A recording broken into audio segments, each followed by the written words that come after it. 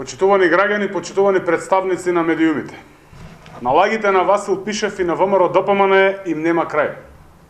Тие продолжуваат да го тераат своето зацртано сценарио за оцрнување на името на Зоран Заев и општина Струмица, служејќи се со купишта невистини. Васил Пишев не одговори на неколку прашања. Во оваа прилика ќе му ги поставиме повторно.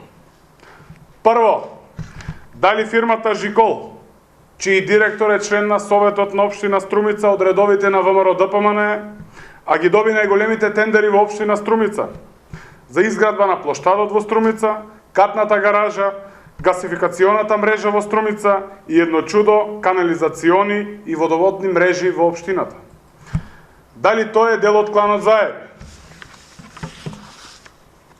Второ, ако се знае дека само во последниве 2 години во постапките за превоз на ученици во општина Струмица учествувале 13 понудувачи, од кои дури 12 вршеле превоз на ученици, а не само фирмата Тритерол, дали сите тие фирми се дел од измислениот клан Заеви?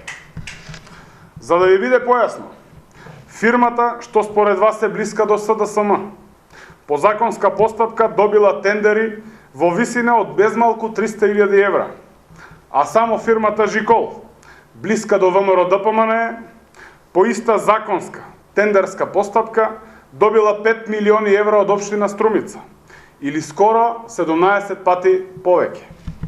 Знаете ли математика, господине Пишев? Знаете ли, господине Пишев, да направите споредба? Трето, дали фирмата Джови Компани и уште многу други компании блиски до вашата партија, кои добија тендери од општина Струмица, се дел од кланот Заев? И четврто и најважно, дали и вие, господине Пишев, сте дел од тој клан Заеви? Тоа се прашањата кои му ги поставивме на Васил Пишев, на кој немаше доблест да одговори. Не може да одговори на тие прашања од проста причина што вистината за него и неговата партија се многу болни. Тие всушност се скарани со вистината.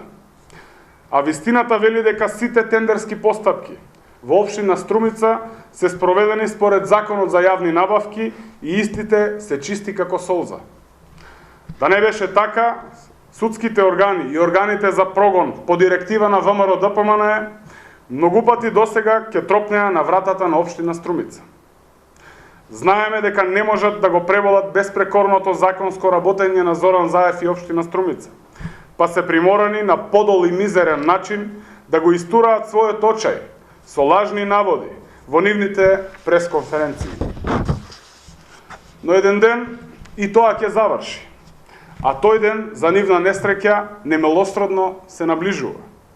Денот на крајот на нивните гнасни лаги е денот кога конечно по волја на граѓаните тие ќе заминат од власта што бесрамно ја злоупотребија.